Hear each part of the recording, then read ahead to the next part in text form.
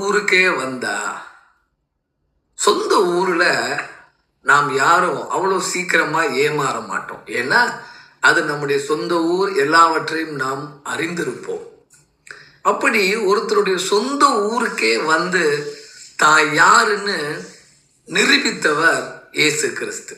யோவான் 2வது அதிகாரம் நமக்கு தெரிந்திருக்கிறபடி அது கானா ஊர் திருமணம் ஆண்டவராகிய இயேசு கிறிஸ்து செய்த முதல் அற்புதம்.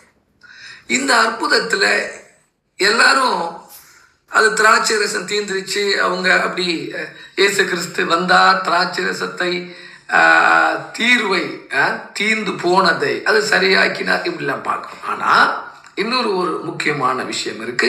யோவான் 1வது அதிகாரம் 50வது வசனம், நாத்தான் வேலை பார்த்து அவர் சொன்னார், இதிலும் பெரிதானவைகளை காண்பாய் என்று சொல்லிட்டு அந்த அதிகாரத்தினுடைய கடைசியில வான தூதர்கள் பூமியிலிருந்து ஏறுகிறதையும் இறங்குகிறதையும் நீ காண்பாய் அப்படின்னு சொன்னது மட்டும் பெரிதான காரியம் அல்ல.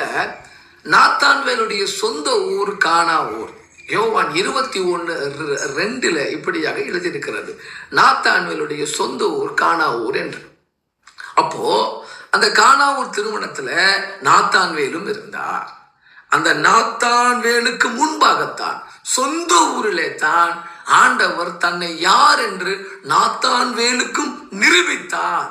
அப்போ இதுல இருந்து நம்ம என்ன விளங்கிக்கிறோம்? நம்முடைய நாட்களில் எங்கேயோ ஆண்டவர் அற்புதம் செய்தார், இங்கே செய்தார், அந்த கிரவுண்ட்ல செஞ்சாரு, இப்படி அல்ல.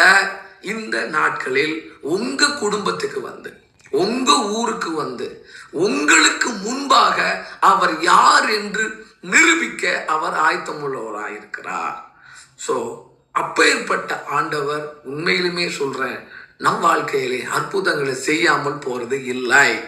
ஆகையினால இந்த நாட்களில் ஆண்டவரே எங்க வீட்டுக்கு வாங்க, என் சொந்த கிராமத்துக்கு வாங்க, நான் நீங்க செய்யற அற்புதத்தை பார்க்கணும் என்று சொல்லி உண்மையிலே நம்ம விரும்பணும்னா ஆண்டவர் கண்டிப்பா அதை செய்ய ஆயத்தமுள்ளவராயிருக்கிறார். ஆமென்.